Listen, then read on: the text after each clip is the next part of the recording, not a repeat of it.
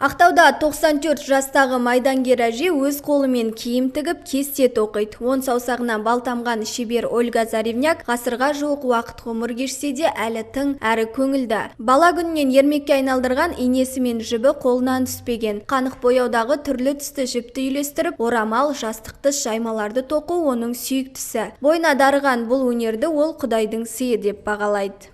Я очень люблю эту работу. Маған нақты кім үйреткенін білмеймін. Менің ойыма келеді, соны жасаймын. Аламында тоқи беремін. Бұл маған Құдайдан берілген сый шығар мүмкін. Негізінде менің анам өте жақсы тігінші, тоқымашы болған. Мүмкін анам арқылы берілген дарын шығар. Бірақ анам өмірден өте ерте өткен. 38 жасында, мен ол кезде 11 жаста болғанмын. Анасынан ерте айырылған Ольга әжейдің тартқан тауқыметі аз емес. Ол жасөспірім шағында ел басына күн туғанда соғысқа араласып, партизандар отрядының құрамында болған. Қария Ұлы Отан соғысының ардагері. Ұзақ жылдар бойы сән үйінде қызмет еткен ісмер 100-ден астам туындының авторы. Все делала, шила. Мен бұған дейін өте көп дүниелер тоқып тіктім. Түрлі жастық тыстар, сүлгілер мен скатертер көп тіктім. Немерелеріме арнап көп нәрсе жасап шықтым. 2-3 көлеміндегі кілемге дейін тоқығанмын. Өте әдемі дүниелер жасадым. Ине жіптерімді өзім балалар әлеміне барып сатып аламын. Біздің жас күнімізде кілем, скатерть тоқу сәндеді. Міне содан да болар бізде көп тоқитын. Қазірде кесте тоқудан жалықпаймын. Таңда болсын, кеште болсын қолыма алып тоқи беремін.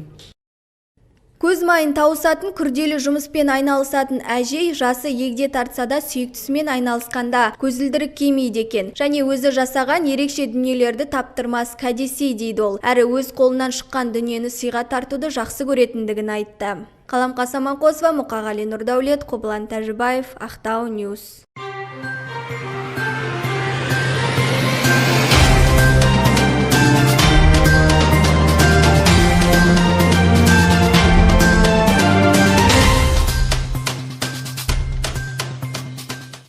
За плечами жизнь длиною почти век, а руки, как у юной мастерицы, не дают покоя, так и норовят создать очередной шедевр. Подушки, ковры, одежда, скатерти, салфетки, полотенца и даже картины. 94-летняя Ольга Заревняк из Ақтау способна шить или связать все, что угодно. Оттого и атмосфера в ее доме необычно теплая и умиротворяющая. Особое внимание мастерица уделяет дизайну и материалам, сама создавая эскизы, подбирая цвета. А затем долгий процесс сотворения. На одну подушку, к примеру, уходит где-то месяц, но результат того стоит.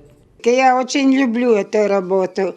Я могу сесть с утра и вечером встать. Так, оно меня просто привязывает к этому. Наша седовласая Ольга, искусница, всю свою трудовую жизнь проработала в ателье мод. Оттого творческий подход и опыт швейного дела, характер и терпение, целеустремленность и уверенность ковались намного раньше, когда в 14 лет она стала сиротой и примкнула к партизанским отрядам, что били врага в лицах Беларуси. Сейчас это не просто хобби, а отдушина, делится ветеран. Я просто беру и делаю, я не знаю как. Мне Бог, наверное, дал таланты. Или, может, мама у меня все делала, шила. Очень хорошая портниха была. Вышивала, шила, вязала. Может, мама мне оставила это. Сейчас в арсенале рукодельницы более 100 наименований различных неповторимых поделок. Однако, как любой мастер, хранит она как зеницу ока свои первые работы, с которых все и началось. А если говорить о целях, то замахнулась Ольга Заревняк на самого Шишкина. Планирует принести на материю одну из картин знаменитого живописца. Салтанат Айджанова, Руслан Агаев, Мұқағали Нұрдәулет, Қобылан Тәжібаев, Ақтау Ньюс.